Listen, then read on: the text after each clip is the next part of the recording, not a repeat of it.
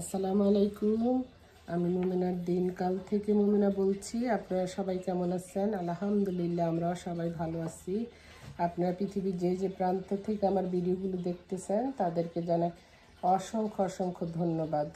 পুরাতন নতুন সব বন্ধুদেরকে জানাই অগ্রিম রামাদানের শুভেচ্ছা।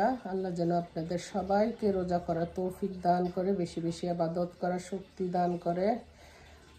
সবাই আমরা মাফ করে দিব, এটাই আমরা চেষ্টা করব।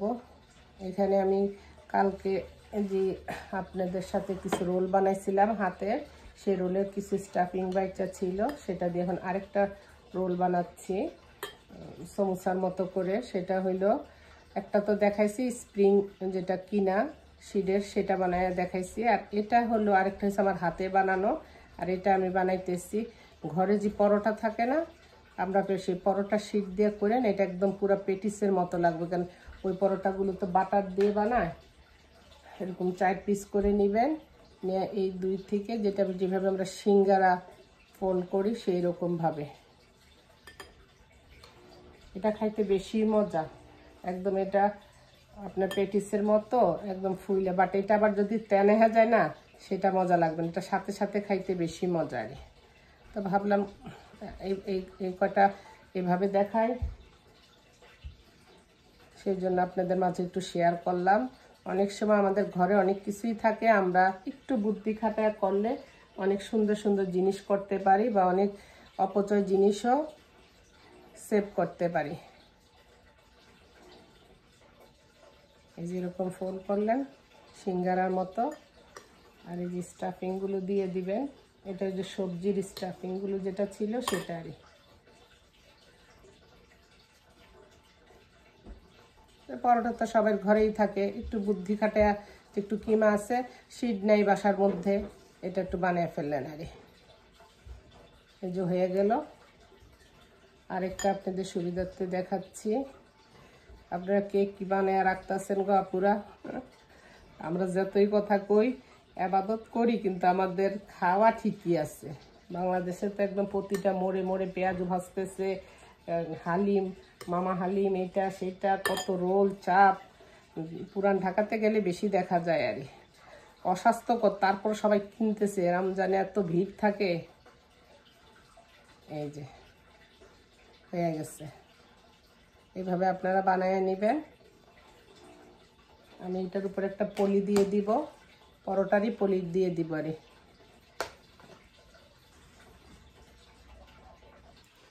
রোল বানানো শেষ, এখন চলে এলাম রান্না করা, খেতে তো হবে। এই যে এখন বেগুন আর ডিম আজকে রান্না করব। কারণ আমার বাসায় কেউ কোনো কিছু, মাছ তো খাইতেই চায় না। সুতরাং এখন বলছি আর কোনো, এই রোজার মধ্যে কোনো মাছই খাবো না, খালি ভাজা খাবো, দ্যাটস ইট। সব থাইকাই যায়, সব মোমেনা খাবো। কেন আমার জানে একটা পিস মাছের তো দরকার আছে, তাই না? ভাবছি যখন ঝগড়াঝাটি করবো না, যেটা খাইতে পছন্দ করে সেটাই রান্না করে দেবো। 2 টুকরাই রান্না করবো, বেশি রান্না করবো না। আমি ডিমগুলোর একটু হালকা ভাজা নেবো, তারপরে আমি বেগুন ভাজবো। এখন আমার ডিম ভাজাগুলো হয়ে গেছে, উঠিয়ে ফেলবো। এখন বেগুন দিয়ে দিব এটার সাথে। আমার আম্মা রোজার মধ্যে বেশি ডিম বেগুন, আর কোথাও থেকে বেড়ায় আসলে বেশিরভাগ আমাদের বাসায় এই দুইটাতে আমি ডিম করতো। কারণ এক চুলায় ডিম ভাজি করুক বা রান্না করুক, ঝটপট করে আলু সিদ্ধ দিয়ে দিত, ডালের ভাতের মধ্যে দেওয়া বা ছুঁড়ে যেত। কার কার প্রিয় বেগুন ভাজি ডিম? আমার অনেক প্রিয় বেগুন। আমার জামাই অত প্রিয় না, আমার কাছে নিজে একটা বেগুন, এই জন্য তুমি বেগুন খাইতে পছন্দ করো। বেগুন ভর্তা বানান, বেগুন দেওয়া তরকারি রান্না করেন, যেটাই বেগুন ভাজি করেন, সবই মজা লাগে বেগুনের। এই বছর তো আবার কোনো, আমি যখন প্রথমে এখানে বাড়ি করছি তখন আমার গাছে এত বেগুন হয়েছে, আমি কত আচার কত কিছু দিছি, কত রকমভাবে রাখছি। এবার এত বেগুন হয় নাই, 2-1টা গাছ, কারণ আমার হাজব্যান্ড এখন যত্ন করে না, তো ওই আর একা এখন পারি না, মাথা ব্যথা থাকে।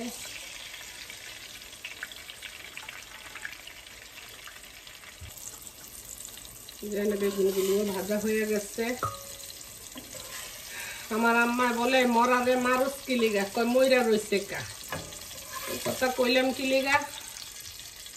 এখন চলে যাবো, রান্না শেষ করে তাড়াতাড়ি করতেছি। হাতের থেকে জিরাগুলি পইরা, আর জিরা তো টাইনি টাইনি, এগুলি তো উঠাইতে গেলে বুঝতেই পারতেছেন কি খবর। এখানে আমি একটু জিরা ফোড়নি দিয়ে দিলাম, কাঁচা রাখছি পেঁয়াজ কাঁচামরিচ এগুলি দিয়ে দিলাম।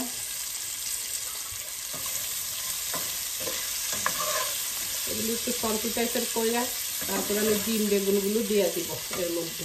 সিম্পল, এটা আমার আম্মা বেশিরভাগ রোজার মধ্যে করতো। রোজার মধ্যে তো কাটা বাছা করতে কষ্ট হয়, তো আমার মনে হয় জন্য এটা তাড়াতাড়ি হয়, খাইতে সুবিধা হয়।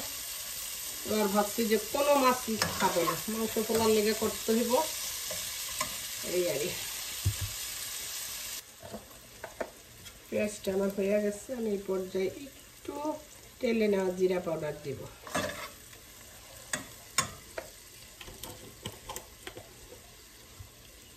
দিয়ে আমি এই যে ডিম বেগুন যে ভাজছি সেগুলি দিয়ে দেবো। এগুলি ব্যাচেলার ভাই যারা আছে বা যারা মাছ মাংস খাইতে চায় না, তারা এইভাবে সিম্পল ওয়েতে, জানি আমার অনেক কাপড় আরও ভালো ভালো রান্না জানে পারে, তারপর এটা সহজ উপায়ে রোজার মধ্যে কইরা খায়া ফেলবেন, ঝামেলা মুক্ত। সেহরির সময় বা অনেক সময় মাছ কাটা বাঁচতে ইয়া বাঁচতে যাদের সমস্যা হয়, তারা এইভাবে কইরা খায়া নেবেন, দেখবেন ভালো লাগবে। অনেক সময় অনেক ছোটোখাটো রান্নাও অনেক মজা লেগে যায়। একটু ধনিয়া পাতা দিব। হয়ে গেছে আমাদের রান্নাটা।